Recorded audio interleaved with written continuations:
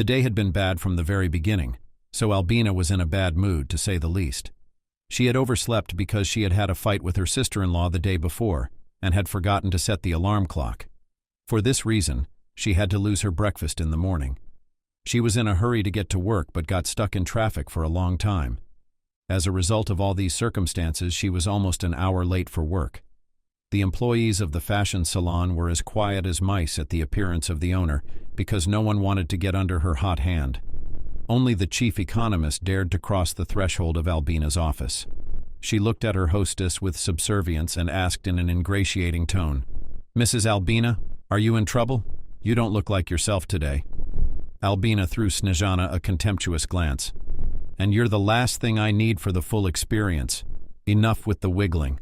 Tell me why you're here." Any other employee would have been crawled under the bench by such an unfriendly tone. Anyone else. But not Snezhana. This woman's skin had an extra layer of armor, and she didn't give a damn about high moral principles. And Albina was well aware of this peculiarity of her subordinate, so she allowed herself to talk to her in such a tone.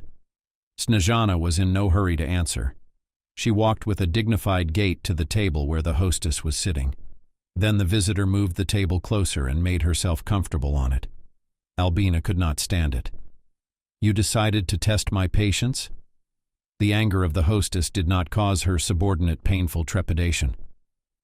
With a serene smile on her face, she replied, "Why, Mrs. Albina?" "How could I? I had no such thought.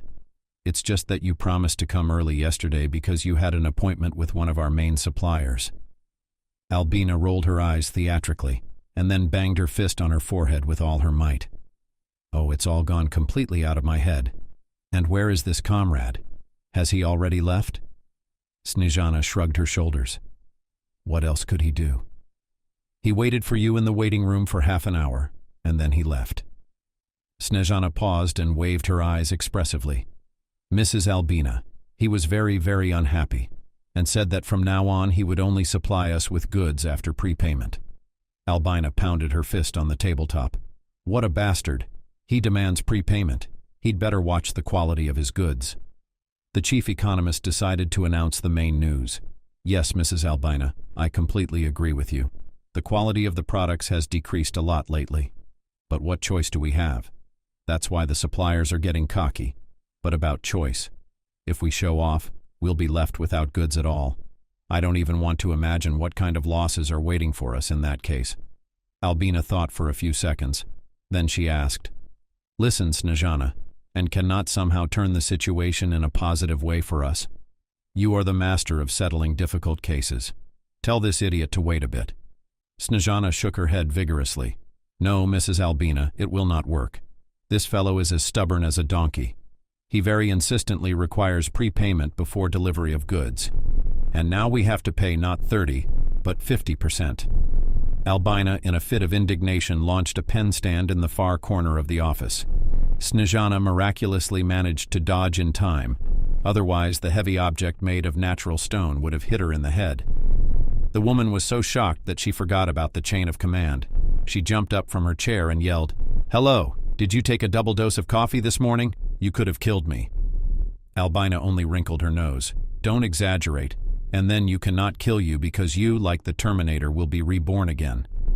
Albina laughed at her own joke but immediately became serious again and said reproachfully, "You know very well that when I'm in a bad mood, it is better for me not to give such news. But you constantly provoke me, and I have the impression that you do it deliberately." Albina stared unkindly at the chief economist, and Snezhana clapped her painted eyelashes in confusion. "Albina, how could you even think that about me? I'm working my ass off, trying to keep our company afloat. And instead of gratitude, I get this." Albina, smiling wryly, corrected.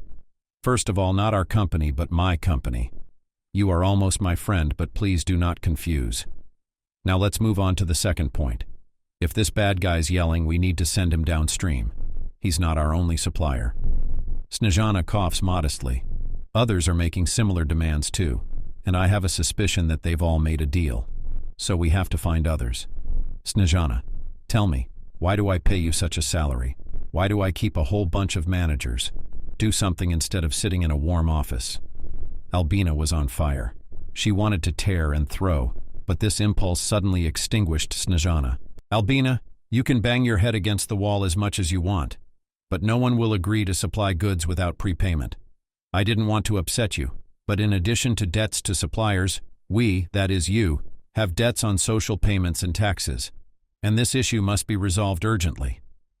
Albina immediately all shrunk, and Snezhana thought that she became like an inflatable toy from which the air was released. She rushed to comfort her mistress. You can think of something. You've got a lot of stuff, and your late husband left you a large fortune as an inheritance. Albina looked at her friend as if she was seeing her for the first time. After a brief pause, she said with a sneer, Snezhana, my late husband allowed me to announce the will only in 6 months. He decided to give me a pleasant surprise at last. Snezhana was amazed. A surprise indeed. Albina, you can sell something. I'll tell you honestly, the situation is almost catastrophic. If you don't take drastic measures now, your company could go bankrupt. Albina waved her hand languidly. I understand, but there's nothing I can do. All my husband's accounts are frozen, and I can't sell the country house or any of the cars. He even included a bicycle and a set of dishes in the list of valuable items. Snezhana really wanted to help her friend, because tomorrow she might be in her place. She began to think feverishly about what could be done in such a difficult situation. You can take a loan from the bank. In 2 months, when you enter the inheritance rights, you quickly repay everything. Or another option. Talk to your husband's lawyer. I don't think he's such a pedant that he'd refuse to help you for a small fee. There was a glimmer of hope in Albina's eyes. Thank you, Snezhana, for the tip. Of course, I completely reject the first option and the second. I'll talk to Rufus today and try to persuade him. No sooner had the door closed behind the chief economist than Albina began to hastily dial the number of the lawyer. Rufus was not surprised by the call of the widow of his former client. After the duty words of greeting, he said optimistically, Mrs. Albina, it's good to hear from you. How are you doing? Trying to make the lawyer feel at ease, Albina said with a sigh. Mr. Rufu, what joy can an orphaned woman have after the death of her husband? It's been 4 months, but I can't get used to the idea that he's gone, the woman exclaimed, and the tone of Rufus's voice changed. I'm truly sorry for your loss. Mrs. Albina, if you need my help, please don't hesitate to ask. I'd be happy to help you. I knew you wouldn't refuse me, and I called because I need your help. The lawyer's tone changed from cordial to formal. I'm listening. Albina did not want to discuss a sensitive issue over the phone, so she asked the lawyer for a meeting. He immediately agreed. All right, Mrs. Albina, can you tell me the best time for me to come to you? The widow objected. I'd rather drop by your office, but you must be very busy, Rufus asked. Wait a minute, I'll check my schedule. Okay, I'm booked through lunch today, but there's a window tonight. If it suits you, I'll be waiting at 5:30. Albina, delighted, exclaimed, That time will suit me just fine. Thank you very much. The conversation with the lawyer reduced the nervous tension a little. Albina went about her usual business, thinking about the amount of money she could pay the lawyer for the service. It was a 5-minute drive to Rufus's office, so the widow carefully calculated everything to show up at the appointed time. She knew that Rufus valued punctuality above all else. This fact was confirmed when the widow cautiously entered the lawyer's office. Rufus glanced at his watch and smiled. Glad, very glad to see you. Mrs. Albina, you look beautiful. Thank you, Mr. Rufus, for your kind words, but you have no idea how hard it is for me to keep my composure. The man hastily jumped up and went to the guest. He gently took her under the elbow. I understand. It's hard to lose a loved one, but that's life and we can't change its rules. Come in. Sit down. Tell me, what can I do to make your life easier? Albina took out a handkerchief from her purse and blotted the invisible tears. Yes, trouble always comes when you don't expect it. Mr. Kyle's illness was an unexpected blow to us. But there was still hope that everything would be all right. Tears glistened in the widow's eyes, and the lawyer hastily handed the visitor a glass of water. Mrs. Albina, try to calm down. I'll do everything in my power. The woman looked hopefully into his eyes. Thank you, Mr. Rufus. I knew you wouldn't refuse me a small favor. Albina returned the glass to its place. Rufus stared at her but didn't say a word. Albina was familiar with this tactic of conversation. She herself had used it many times to stump her opponent. But now she was not the mistress of the situation, so she had to make full use of feminine wiles. Several more times the woman looked pleadingly at the lawyer. "Mr. Rufus, I have a favor to ask of you. Speak. I am listening attentively." Albina gave her face a pained expression. "I am in a very difficult situation, and I need money urgently." The lawyer raised one eyebrow in surprise. "And how can I help you?" The widow couldn't help herself. "It's very simple, Mr. Rufus. Please don't pretend that you don't understand me," Rufus said calmly. "If you're referring to the will, I can't help you. Your late husband allowed his last will to be made public exactly 6 months after his death. And ethically, I can't violate his wishes because he's still my client, which means I have a duty to protect his interests." Albina was tired of playing the role of the unhappy widow. She waved her eyes coquettishly, trying to make the right impression on Rufus. "Mr. Rufus, why do you have to be so conventional?" "I'm still legally the main heiress," the woman whispered. "For a small favor, you will receive a generous reward." Albina looked directly into the eyes of the lawyer, but he hastily averted his gaze. When the coughing fit passed, the man said firmly, "I'm sorry, Mrs. Albina, but I can't do what you ask, and you shouldn't have said anything about a fee because I don't take money. I suggest you be patient, because 2 months is not a long time. But given your difficult financial situation, I can let you in on a little secret. Mr. Kyle changed his will shortly before he died." Albina was out of breath. "What do you mean, changed it? Why am I just finding out about this now?" Rufus stood up from the table, letting the visitor know her time was up.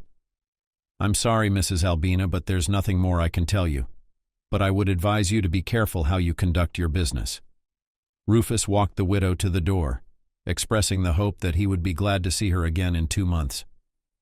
Albina walked slowly to the parking lot where she had left the car, and could not believe what the lawyer had told her. Her hands trembled with excitement. She got into the car, realizing that she could not drive in such a state. An inner voice told her, "Albina, calm down." Several times the woman mentally repeated this phrase and felt the internal tension subsiding little by little. She started the car and, skillfully maneuvering between other cars, drove out on the main thoroughfare of the city. Her indignation at the lawyer's intransigence was bursting out, and all the way home the widow rewarded Rufus with vivid epithets. The late husband got some too. "I hope you'll hear my wishes in the next world. I wish you spinning in the fire forever. You're trying to screw me over for the last time, but you won't get away with it. I'll tear that damn inheritance out with my teeth because I have every right to it." Only just before the village, in which Albina moved about 6 years ago, the woman calmed down a little. She did not drive the car into the garage and went straight to the 2-story mansion. Her sister-in-law greeted her cheerfully at the front door. "Good evening, Mrs. Albina. Bill and I have been waiting for you." Seeing Suzanne's smile and shining eyes, Galina felt the red-hot lava of indignation begin to boil again in her soul. The mother-in-law responded to her daughter-in-law's greeting with rudeness. "What are you dancing in front of me? You'd better get out of my sight. And don't show up again." The girl backed away. Her eyes glistened with tears of resentment. "Mrs. Albina, why are you doing this?" "I've done nothing wrong to you," Albina muttered. "Neither had I done anything good."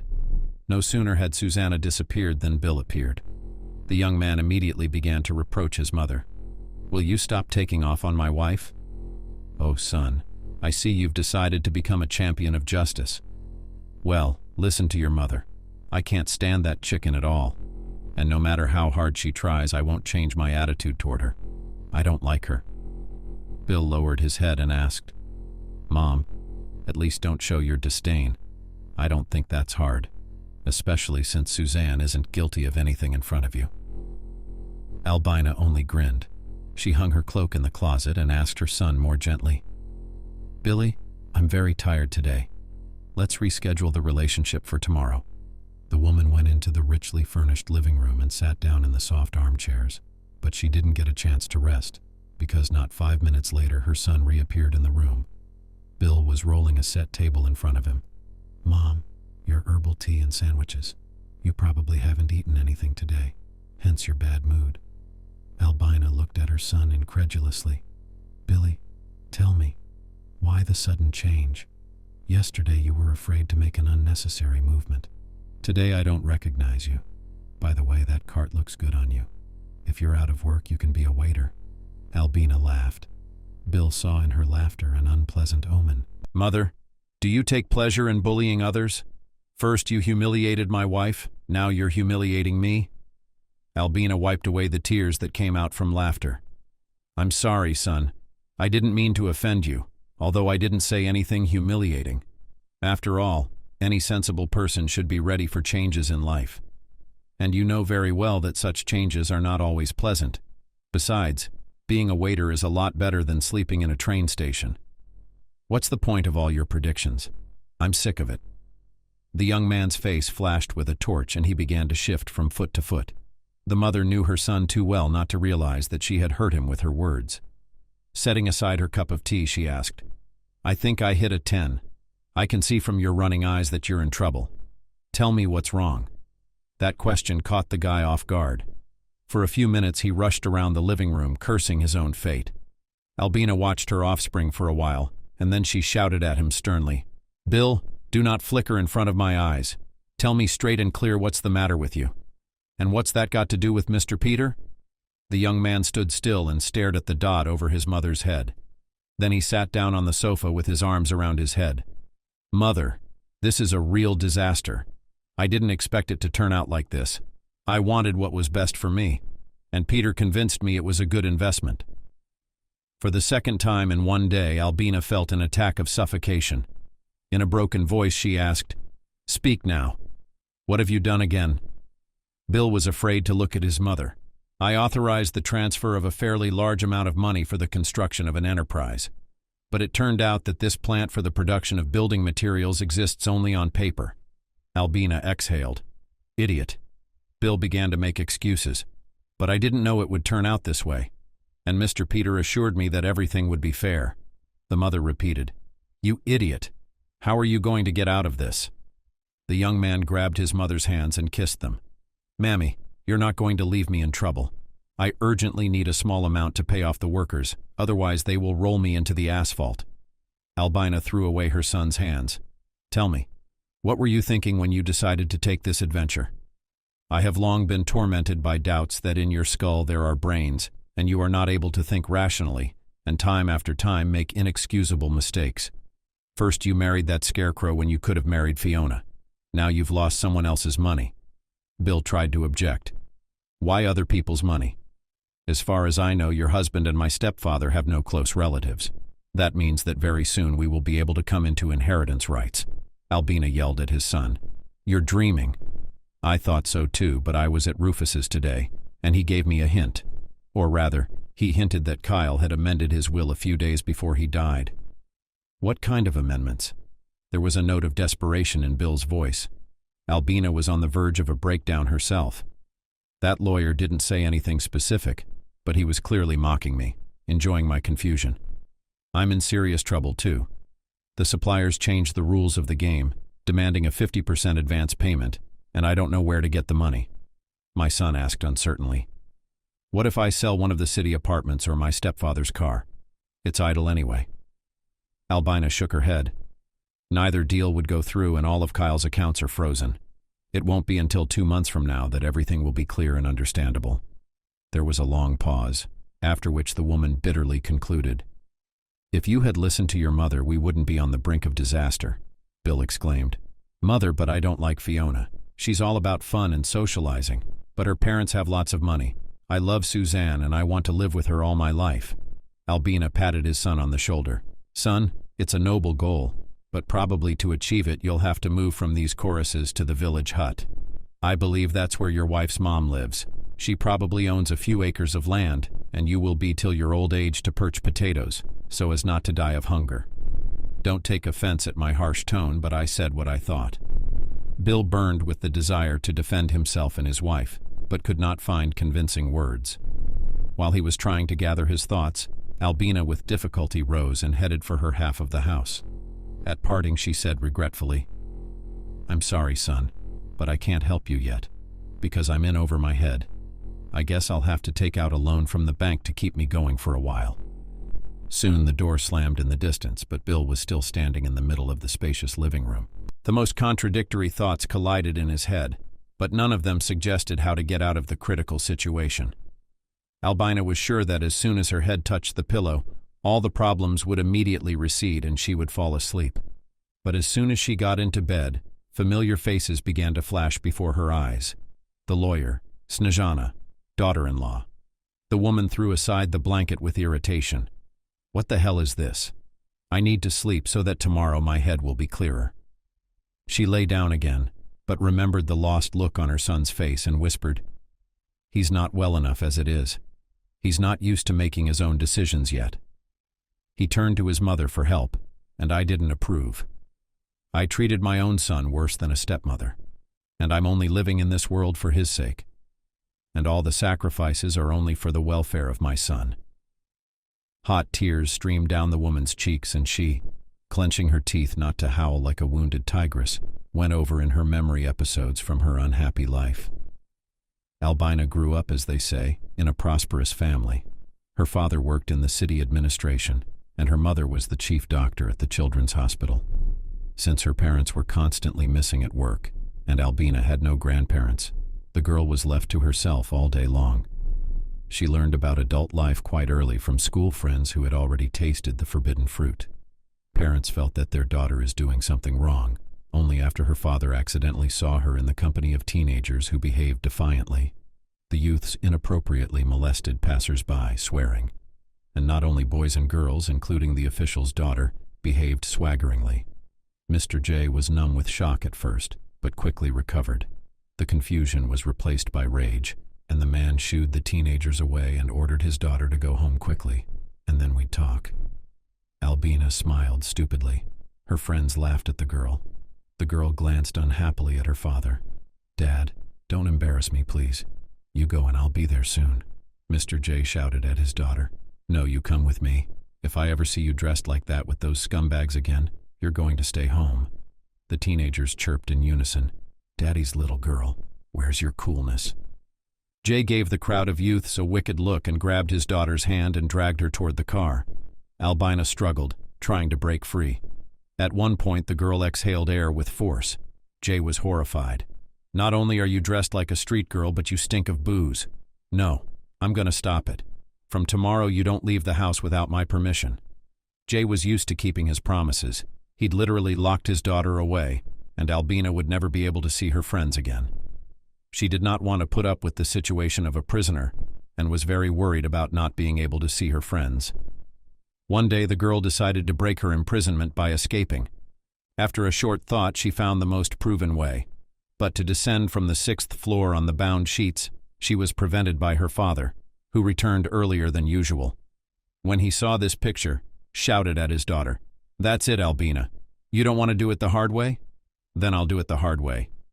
Jay chose the most subtle way of punishment for his daughter. He placed her in a closed institution several hundred kilometers away from her hometown. The girl hoped that her mother would protect her from her father's arbitrary behavior. But Mrs. Lydia did not even listen to her daughter to the end, because she was urgently called to the hospital.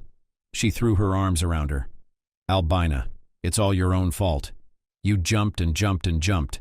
Find the strength to endure the punishment." Lydia had no other words for her daughter. She did not even try to calm the sobbing girl. Albina had to submit to the will of her parents.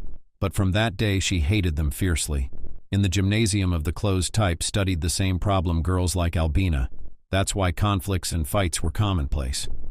The offenders were placed for several days in a separate room and deprived of walks. During 2 years, Albina had to be in the punishment cell more than once. But the harsh trials of life only hardened her character. The girl could not wait for the moment when she could leave the gymnasium. She dreamed of freedom, but her father came for her. And in a tone that did not tolerate objection, he said, "Tomorrow we're going to the sea as a family. You need to rest before entering the institute, in the pedagogical understudy, and you can easily skip even with your certificate." Albina could not hold back a cry of despair. "Dad, why are you deciding for me where to go? I do not want to go to the pedagogical school. I never liked teaching," Jay said firmly. "That's out of the question. It's okay. You'll get a year of schooling, and you'll lose your pride. and you'll look at life differently. Albina studied at the institute for 2.5 years. She had already gotten used to the idea that she would have to spend her life teaching the native language to other people's children. The positive change in her daughter's behavior was also noted by Jay, who came every week on Friday to check on her. "It's nice to see you, and I'm very happy. Something's changed for the better. When you graduate, I'll help you get into a good school and then you can get married." Although the parent and said the right things, Albina did not take his words seriously. Besides, she was already used to doing everything against her, and she was eager to give her father an unexpected surprise. And soon such a case came up. With Ray, Albina met at the student field day. She and a few other girls from her course were in the cheerleading squad. Ray was a member of the student team. Albina's partners devoured the young man with their eyes and expressed their admiration aloud. "Wow, Ray himself is here. He's so cute. I wish I could have a dizzying romance with him." Albina had never been into sports, so the size of her friends caused her surprise. "Girls, what are you doing?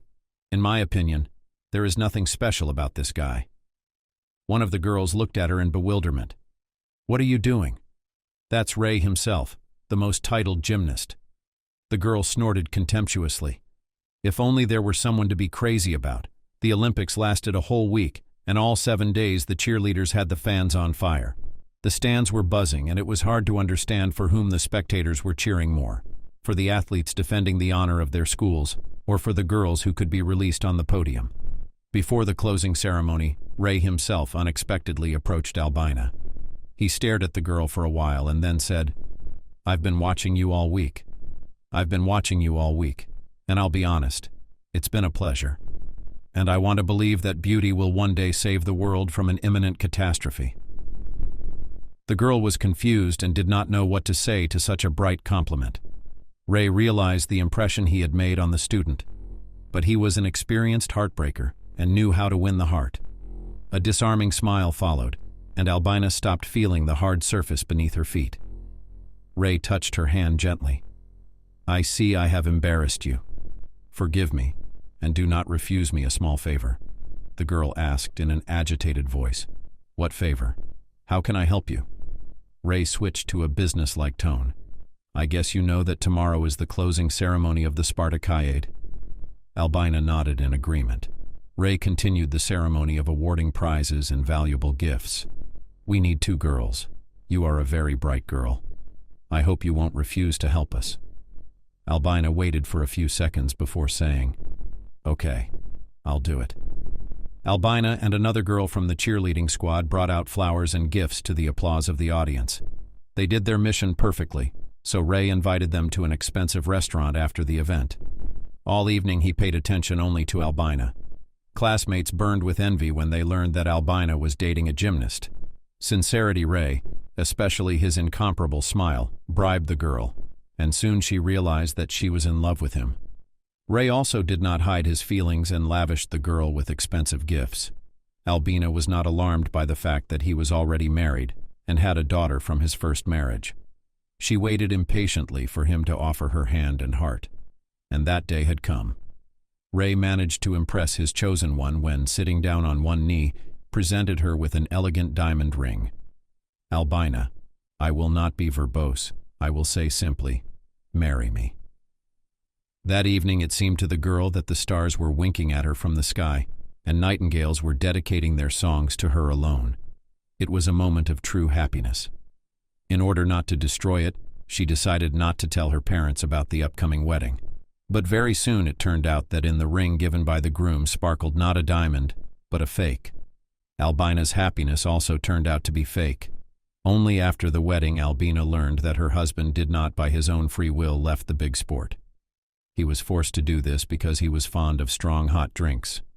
Only thanks to old connections, Ray with great difficulty managed to get a job at a children's sports school. But even there he was hanging by a thread because he could not part with his addiction.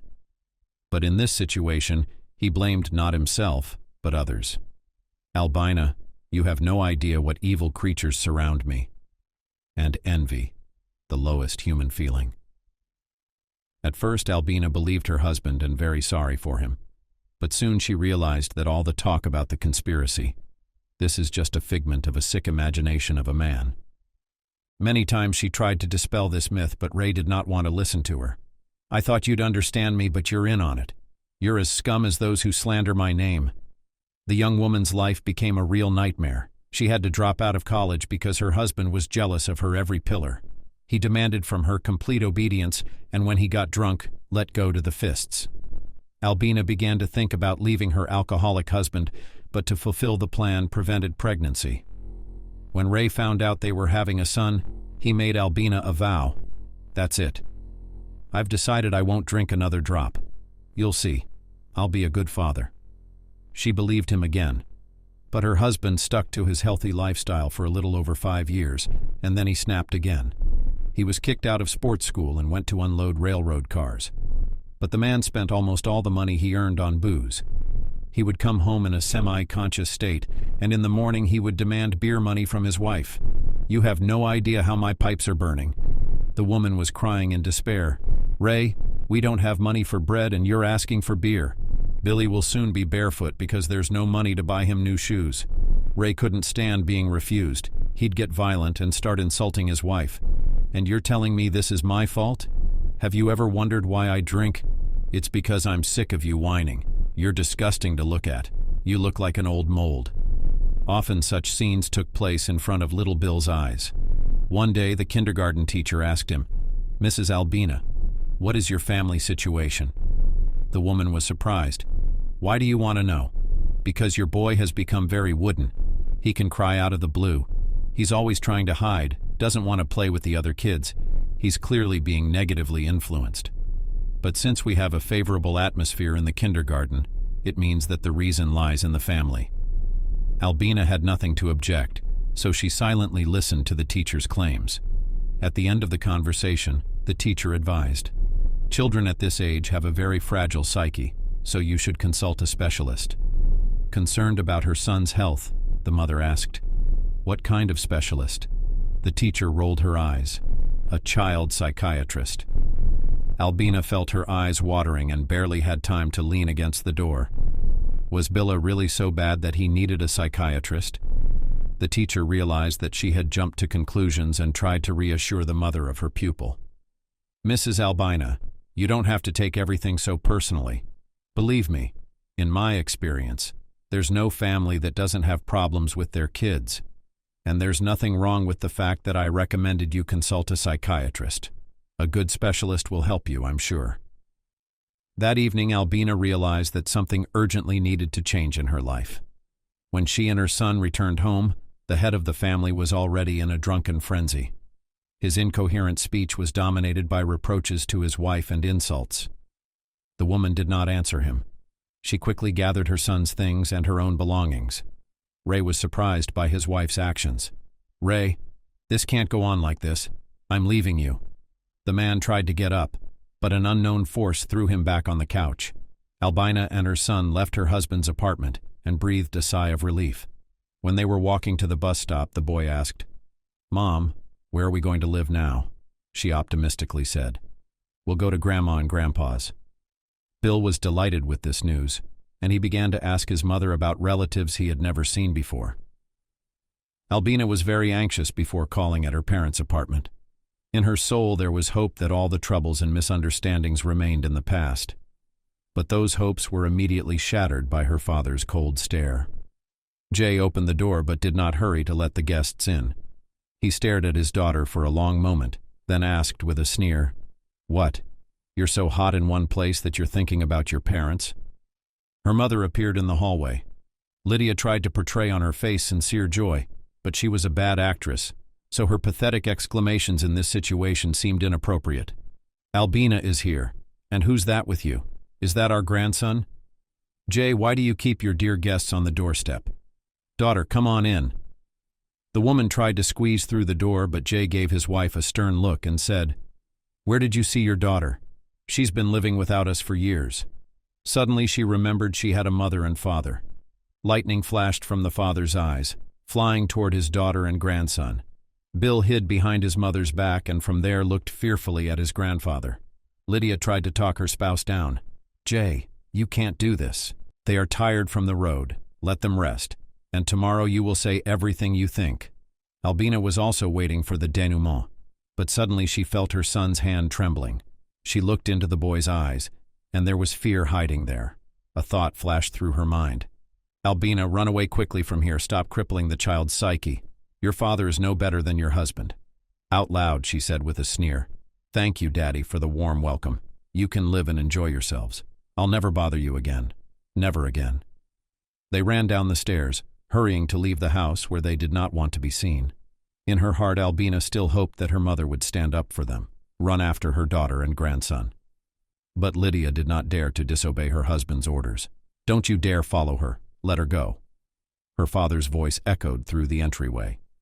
The mother's pleading voice echoed back, "Jay, you can't do this. She's our daughter. She has no one but us." Her father's response to her mother's tears and pleas was a loud slamming of the door. At that moment, Albina realized that she had no one to rely on. She herself must provide a normal life for herself and her son. For a long 6 years, the single mother struggled with the difficulties that beckoned her at every turn. During this time, she went through all the circles of hell, but did not give up, did not back down. But it is not for nothing that people say that heaven rewards patience. Albina's torment ended when she met Kyle, a prominent businessman. Mr. Kyle, despite his high status, was a simple man. He surrounded his wife with care and took her son as his own. Albina very quickly got used to a quiet and trouble-free life. About her past, the woman tried not to remember because she firmly believed that only happiness and success awaited her ahead. But the sudden illness of her husband made Albina remember that life is, in fact, a struggle for survival. With this thought, the widow fell asleep in the morning. Suzanne did not sleep a wink that night. She was not used to her mother-in-law's antics, but everyday life in constant tension became more and more unbearable.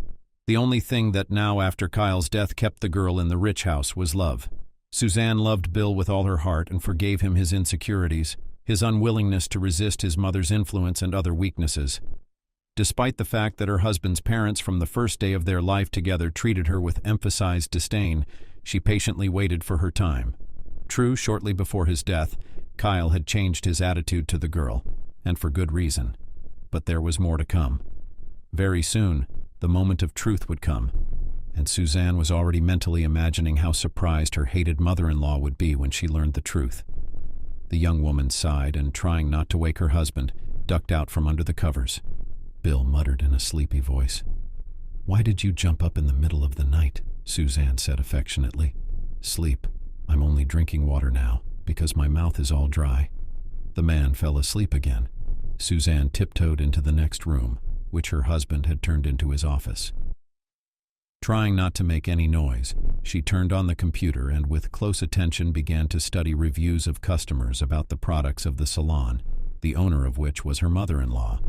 But she found nothing new because some of them were positive, but there were also negative opinions. Suzanne noticed that in the last 3 months there were more negative reviews of the salon. The girl whispered, "Serves you right, old witch. All your evil deeds will come back to haunt you." Suzanne supplemented the reviews with her own comment, in which she advised users not to buy anything there. Satisfied with the action, Susanna decided to take a look at the social network. On her mother's page, she left a short message to her mom. "I'm fine. I miss you so much. Say hi to Grandma for me." Bare feet stomped from the bedroom, and Suzanne hurried to shut down the computer. Her husband's pained face appeared in the doorway. "Suzanne, what are you doing here? Can't sleep? I thought I'd have a little fun." Bill jokingly threatened his wife with his index finger. "I hope you're not following me and trying to get confidential information." The young woman was surprised. "Do you have any secrets?" The man squeezed out a confused smile. "I was just saying that. What kind of secrets can I have, especially from you? Let's go to bed. I'm not comfortable without you." Suzanne turned off the light and followed her husband into the bedroom. Bill fell asleep immediately. She couldn't get in the mood for sleep. She thought of her mother and grandmother and remembered her happy childhood. The most vivid and memorable event was her 5th birthday. In honor of his daughter's little anniversary, her father decided to arrange a grandiose holiday. He spent a lot of money to buy balloons, clappers, and other nonsense that brings delight to children. Of course, the table was also bursting with sweets and exotic fruits. Suzanne, in an airy white dress, welcomed the guests at the gate, and they did not hide their admiration. Since festivities of this scale for villagers was a wonder, some of the guests were not shy, made a remark to the young couple. "You probably have nowhere to put your money? We could have spent it on something useful. And you bought balloons." The father only laughed. "I don't spare anything for my only daughter. I want her to remember her first anniversary for the rest of her life." Her father's words turned out to be prophetic, because Suzanne's memory of that day has always remained that day. True, shortly after her birthday, Dad left for the city to earn money. Mom cried and begged him to stay, and he comforted her. "I can't go on living in this remote village. There are no prospects for a normal life here, nothing but grayness and squalor. And my father's in town. He promised to help me. I'll pick you up as soon as I get settled." She and my mom walked my father to the bus stop and waved to him for a long time. Mom was crying the whole time. And when they got home, Grandma said, "That's it. Your bright falcon has flown away. I feel in my heart that he'll never come back." Mom started to scold Grandma. "My heart is already torn to pieces. And you?" Grandma grinned wryly. "I'm used to telling the truth, and I warned you before that your scientist is looking at other girls. Do you think he'll be the only one in town? It's a man's nature. And yours is no better than the others." Mom timidly objected. "He has a father in town. He will help him open his own business." Grandmother grinned again. How could he? All his life he was hanging around somewhere, and now he remembered about his son. "I don't believe in such fairy tales. Susanna didn't understand a lot of things when she was 5, but she wanted to believe her mother, not her grandmother. At first her father called them, sent parcels and money, but then she didn't hear from him for a long time. My mom even wanted to file a wanted list, but suddenly he showed up himself. During his absence, his father had changed a lot, and Suzanne did not immediately recognize him, only when he asked, "How's my little princess doing?" She recognized her missing parent from his voice. Susanna rushed to her father's neck, but her mother roughly pushed her away. "Your father doesn't deserve such a welcome. He's found a replacement for you, so let him cuddle with his adopted son." The guest was confused, but quickly regained his confidence and began to reproach his wife. "But why are you like this? I came with good intentions. I brought you money. I do not want us to part as enemies." Suzanne saw her father take out several bundles and put them on the table. She was happy to think that now her mother would finally buy her a bicycle. But she didn't appreciate her ex-husband's generous spirit.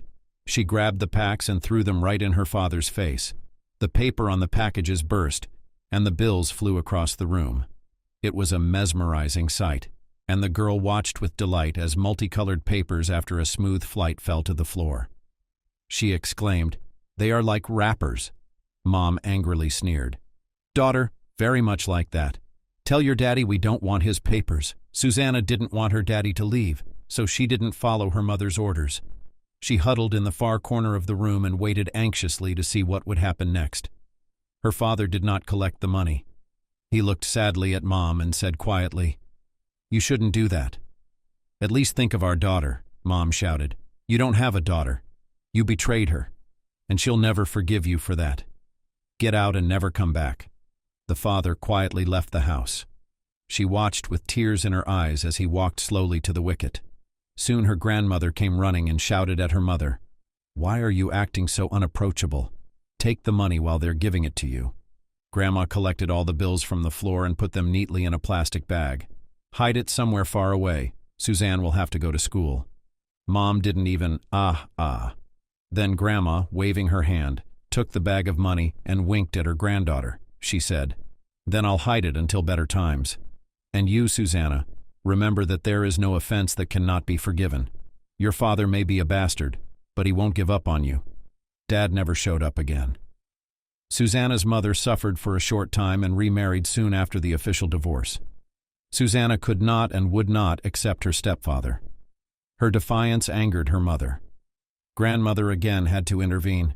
"Don't you dare push the girl. You found a husband for you, but for her, your husband is a stranger. She will never treat him like her own father, no matter how much you force her." Susanna felt supported by her grandmother. so she was defiant with her stepfather. Her mother tossed between her husband and her daughter, but she still couldn't avoid a major conflict.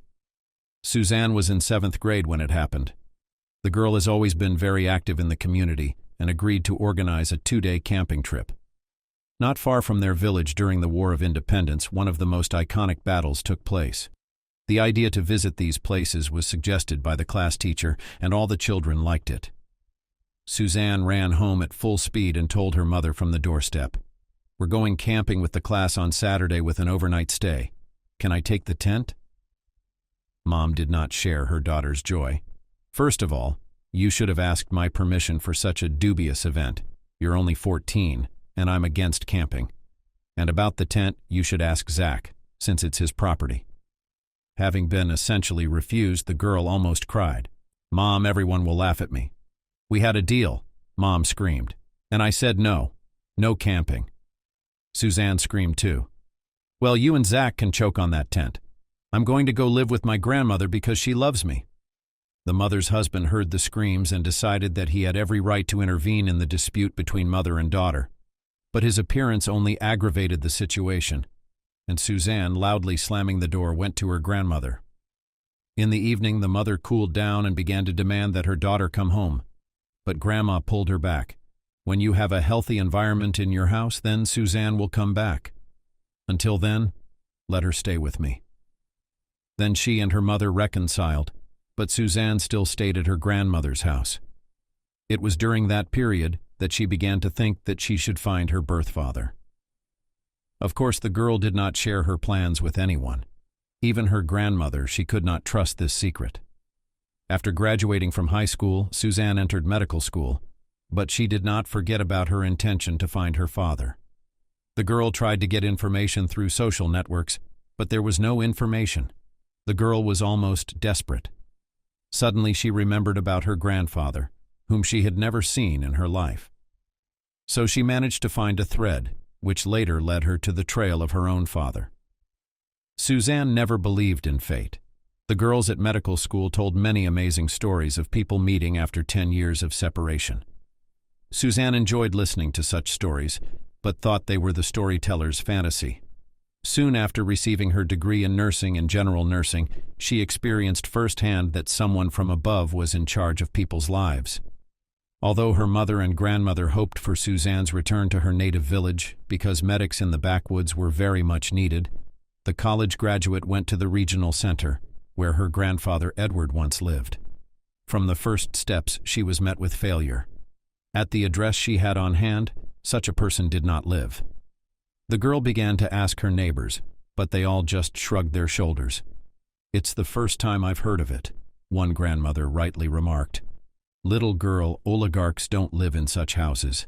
They build their dachas outside the city, so you should look for your relative there or go to the capital." The first failure did not break the girl, and she decided to continue her search. But to implement this plan could take a lot of time, and she had critically little money, so there was an urgent need to find a job and housing. To this end, the girl went to the hospital, which was not far from the train station. But in the personnel department, she was told that at the moment they have no vacancies. A pretty lady advised her, "Come back in 2 weeks, maybe something will come up. Or leave your phone number. I'll call you." Suzanne dictated her phone number to the woman and headed for the exit, whispering to herself, "I can't wait 2 weeks. I need somewhere to live and something to eat."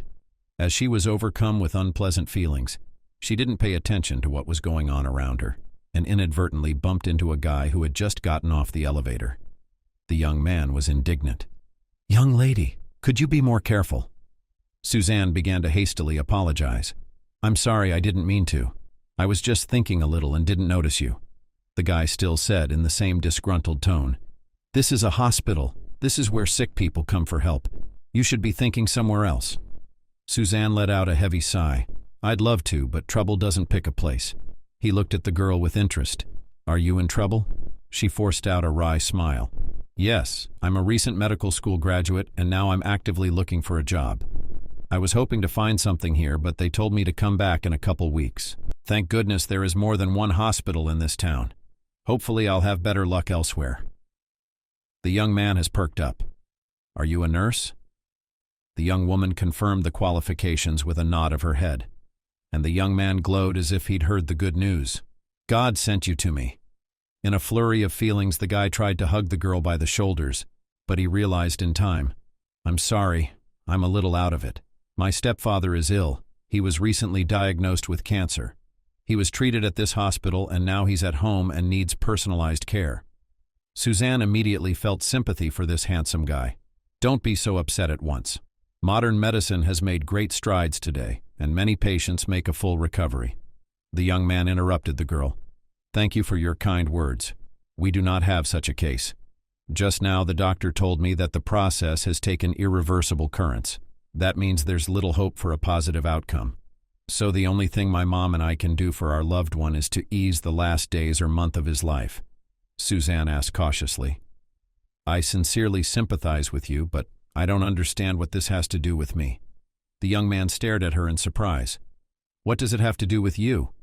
You are looking for a job. I'm looking for a man who will look after my stepfather. Susanna wasn't happy about the offer. Actually, babysitting is not what I had in mind. The young man began to persuade her, please don't refuse right away. We will pay you well for your services. Besides, Mr. Kyle is a very easygoing man. When Suzanne heard the name of the future patient, she shuddered.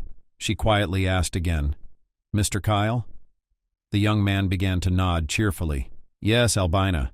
Mr. Kyle is a well-known businessman in our town, owner of a construction company and a chain of gas stations. The guy was praising his relative, and Suzanne tried to gather her thoughts. Could it really be him? Could it be a coincidence? The guy wouldn't stop. What do you say? I'm waiting for your answer. Suzanne decided she shouldn't push her luck and agreed. But she warned me. You understand that I'm not going to spend the rest of my life as a caregiver, but for a couple of months I agree to take care of your stepfather. Especially, I really need the money now. After a brief pause, the girl added, This is the first time I've met someone who cares so much about his mother's husband. By the tone of the girl's voice, the young man guessed that she was less fortunate than he was. Do you have a stepfather too? Suzanne gave a brief account of her life without much desire. Yes, my mom didn't grieve long after my father left us. Dad found another woman and took her child as his own. But still I have only good memories of him, even though my mom couldn't forgive him. The young man sighed heavily. I too remember my own father, but these memories make me feel horror and despair. I don't know where he is now, and I confess I don't want to know, Suzanne said regretfully. Yes, life doesn't give everyone a head start. Take me to your stepfather and tell me how not to address you. We've been talking for half an hour. The young man's had a breakdown. That's right, problems are so exhausting that the main thing goes out of your head. He held out his hand to the girl. Bill. And my mom's name is Albina. She is excessively strict, but you do not pay attention to her nagging. The girl said only her first name. Suzanne. But you can just call me Susan. Bill was glad that the main problem had been so successfully resolved. All the way to the country village he gave instructions to the future nurse. But the girl almost did not listen to him because she was completely absorbed in her own thoughts. The unknown frightened her a little, but at the same time she was glad that she had found her father so quickly. She was sure that her future patient was the man she had the best memories of. The mistress scanned the nurse with an X-rayed gaze and wrinkled her nose in a squeamish manner. In spite of the girl's presence, she voiced her displeasure to her son. Bill, couldn't you have picked something more decent? The young man's face flushed with shame and he exclaimed, Mom, you can't do that. I could barely talk Suzanne into it. She might take offense and go away. Albina said confidently. If she leaves, we'll find someone else. I'm not going to grovel before some nurse, and you, Bill, calm your ardor. Suzanne had never felt so insulted and humiliated as she did at that moment. She wanted to run away from this house, to avoid seeing her mistress's haughty face. But she remembered what she had come here for. For the first time, the owner hardly ever got out of bed. He had taken the treatment very badly, so twice a day Suzanne injected him with powerful drugs that would relieve him of the pain for a while. After the injection, Kyle usually fell asleep. He would wake up in the evening and talk to the young nurse about a variety of topics. Suzanne tried to fulfill every request of her ward, and it was not only out of compassion. Even on the very first day, Suzanne realized that Bill's stepfather was her own father. The most contradictory feelings struggled in her soul. She felt sorry for the man who had given her life, and now slowly, day by day, was fading away like a candle. But somewhere very deep in her heart, there was a resentment for him. One day, Kyle asked very quietly, "Suzanne, I need to talk to you for a few minutes." The girl moved to the bedside. "I'm listening to you." Kyle was afraid to look her in the eyes, and his voice was constantly breaking from excitement. "I know I don't have long to live. Death doesn't scare me, but I don't want to leave. I haven't finished all my work on Earth. For many years I can't rest because of the guilt I feel for one person." The girl was silent, but she was trembling with excitement. Kyle looked at her strangely, then pointed to the desk. "There, in the bottom drawer, you'll find a picture. I think you'll figure it out."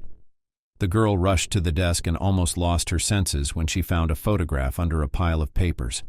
The picture was of her in a white dress surrounded by balloons. Kyle grinned. "Daughter, did you think I wouldn't recognize you? I hope you remember that birthday." The girl nodded her head and Kyle continued. "Even though I'm sick to my stomach from the pain, I recognized you right away when you first showed up. All I can say is this: you're not going to make detective." Her arrival had a positive effect on the man's condition. Kyle even started going out for walks on his own. Bill and his mother were amazed at the change. The young man did not hide his emotions. "Suzanne, you have performed a real miracle. I can't say otherwise because your appearance has noticeably improved Mr. Kyle's condition." Of course, Susanna couldn't tell the boy the main secret because her father forbade her. "Suzanne, don't think I'm afraid of my wife or stepson. Bill's a normal guy, but he's very susceptible to his mother's influence. Albina is a very difficult person. When I met her, she was so full of life. She was afraid to say a word. Now she feels like a queen. All she needs is a crown on her head. A full life spoils people. And my wife hasn't changed for the better either." The girl whispered quietly. "I've already realized that," Kyle continued. "That's why you need to keep quiet for your own safety." And Susanna had never revealed that she was related to her master during the entire time they were in the house. Only once she asked her father, "Did you change your last name on purpose so that my mother and I would not find you?" The man laughed. "Oh, daughter, that's a separate story. Almost as soon as I settled in the city, I was robbed on the train.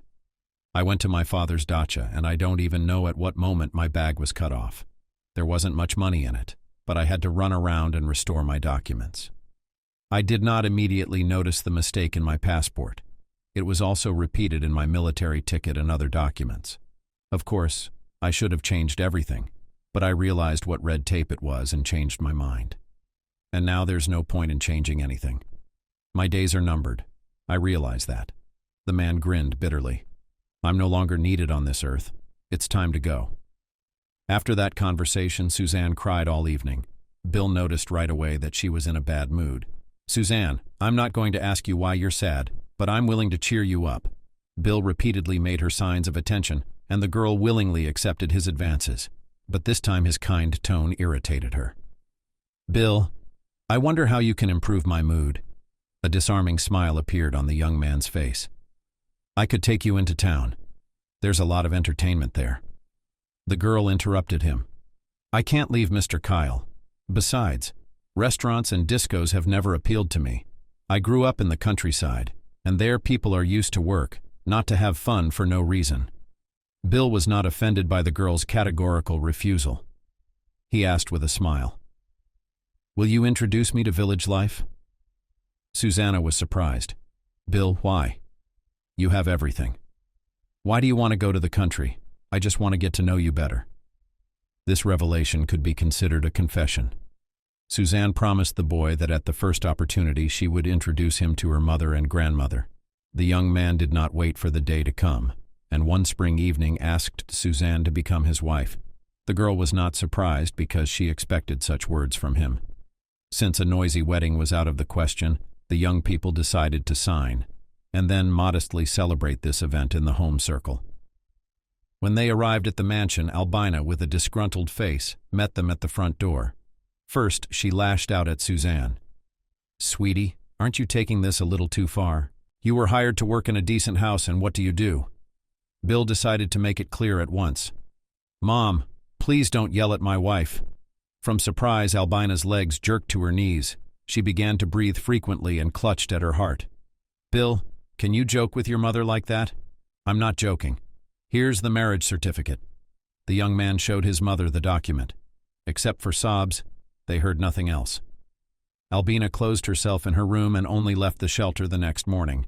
The mother-in-law decided to set all the dots in their places at once.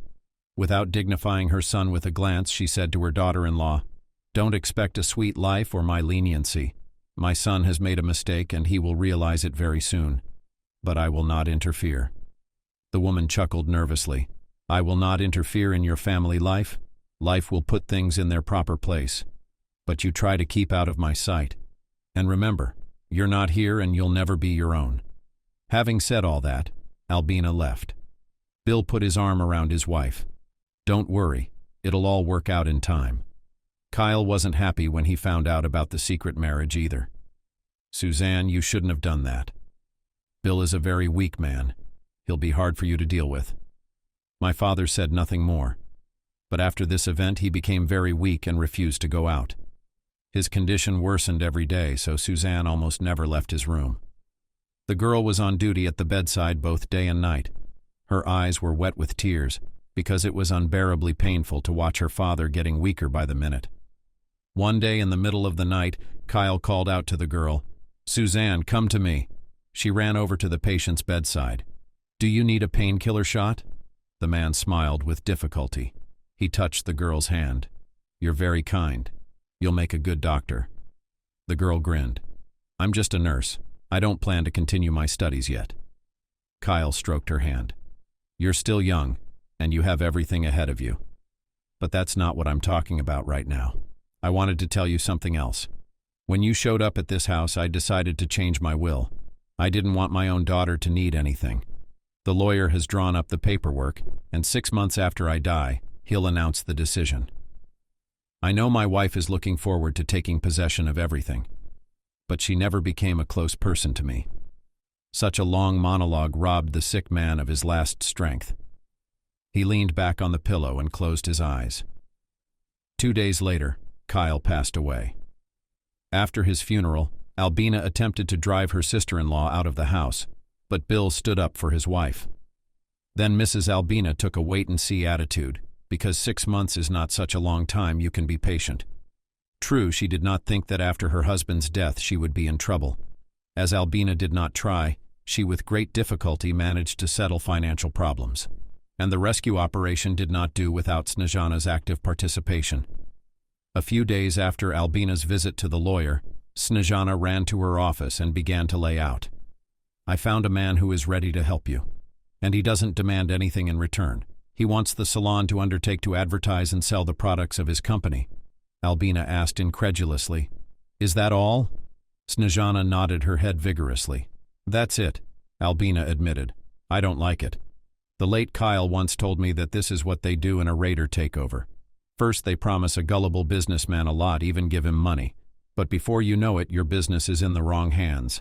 Snezhana fell into Albina's chair. "Albina, this is not the case.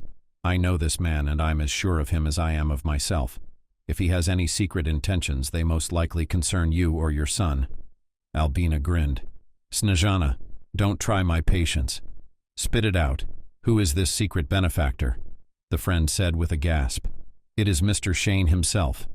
The blood came to Albina's face, and Snezhana exclaimed joyfully, "He has been courting you. Why didn't you tell me anything about it?" Albina looked sternly at the chief economist. "Snezhana, calm down. I have nothing with Shane and cannot be. But he's been paying attention to me since Kyle was alive. But that's not a big deal. It's more important for me to cover my taxes and my suppliers. In 40 days I'll send everyone away." Snezhana shuddered. What a bad time frame. 40 days. Some kind of symbolism. Albina shouted at her friend. "Snezhana, these few weeks can't change anything." In the evening of the same day, there was a meeting with Mr. Shane. He wrote Albina a check for a large sum of money, and with a clear hint said, "Mrs. Albina, Do you realize that fate itself has brought us together again? Soon you will be able to freely dispose of your late husband's estate. And I'm ready to help you in this difficult task. After all, it's hard for a woman to manage a large household, especially difficult to navigate in those areas where she is not well versed. Albina realized that Shane was referring to the construction company and gas stations. She felt like tearing up the check she'd written, but she didn't. In a hoarse voice, the woman said, "Okay, I'll think about your offer." Shane bowed. "If you need any more money, feel free to contact me. Feel free to call me even at night, although at such times people usually call for other reasons." The businessman's eyes tightened with a film. Albina barely refrained from sending him away. She returned home late at night and burst into a scream when she saw her sister-in-law. "Are you still here? Go back to your village." What she heard the next minute shocked her. Susanna put her skinny arms at her sides and said very quietly, but with expression, "Mrs. Albina, you are the one who should be preparing to leave." Albina clutched at her throat as another attack of suffocation overcame her. But after a few deep breaths, she felt better, and she started to scream. "What did you just say, you brainless chicken? Did you tell me to get out of here myself?" Suzanne also responded in a raised tone of voice. "Yes, you better get out of here because this house and everything else belongs to me." Anger clouded the woman's mind. Furious at her daughter-in-law's insolence, she grabbed the coat rack and moved towards the girl. "Get out of here before I use physical force. I'll slap you like a fly with one hand." There's no telling how the altercation between the two women would have ended if Bill hadn't shown up. He took the potential object of retaliation away from his mother and tried to calm her down. "Mom, how many times can you poison my wife?" Albina whispered. "Am I the one poisoning her? Do you know what she just told me? You don't know? Then I'll tell you. Your wife claims everything belongs to her. She told me to get my stuff together as soon as possible. I guess that's probably true of you too, Bill. I think now would be a good time to call in the hospital." The man looked at his wife. "Suzanne, can you explain to me what's going on?" The girl nodded in agreement. "Okay, here, read it." She handed her husband a document. "It's a copy of my father's will." The man dropped the document. "Mr. Kyle is your father?" Albina shouted. "Son, don't listen to that girl. You can see she's not normal," the man muttered. "Mom, you look more like a freak than anything else. Please calm down." But Albina was beating hysterically. Suzanne had to give her mother-in-law a sedative. Only then did the woman stop sprinkling curses on her hated daughter-in-law's head. Bill was no less stunned than his mother by his wife's confession. He looked into Suzanne's eyes for a long time. "You knew everything and you kept quiet. Admit it. Did you break into our house on purpose? Intruded on my trust too? Tell me why you did it." Suzanne was crying. "Bill, I'm so sorry. I didn't expect it to turn out this way. Yes, I knew Mr. Kyle was my father. At first I really wanted to get back at you and your mother for taking my daddy away from me." He looked at her with all his eyes. "I thought you loved me. I believed I'd met the most wonderful girl. You turned out to be a common adventuress." He turned his back on her and headed for the exit. Suzanne rushed over to her husband. "Bill, please don't go. I'm sorry this happened, but I really do love you very much. Do you think I want that money? I don't want anything, and I don't want this house if you're not around." He left without turning around. Then the girl cried out in despair, "Don't leave me. We're going to have a baby soon." Bill froze in place. Slightly audibly, he asked, "Is this another prank?" The young woman threw herself on his neck and began to shower kisses on the face of her lover. "It's true. I just didn't have time to tell you. This news changes everything. I don't know how Mother will take it, but I think she has a right to know that she will soon be a grandmother." Unexpectedly, Albina was happy to hear that she would soon have a grandson or granddaughter, but it did not change her attitude towards her daughter-in-law. Albina could not get used to the idea that this girl got everything, and even the fact that the daughter-in-law paid all her debts did not soften the woman's heart. Suzanne tried but couldn't understand why her mother-in-law was so angry at the world. One day they were alone in the house, and Susanna said, "Mrs. Albina, tell me, what is it that torments you, that keeps you going?"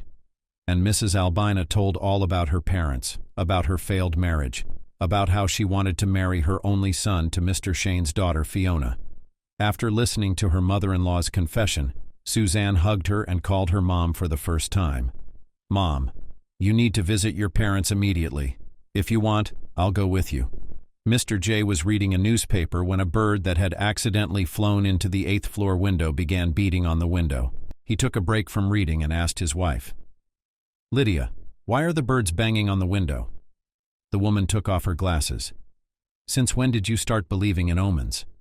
"I don't know much about it, but the birds seem to be for visitors." The old man waved it away.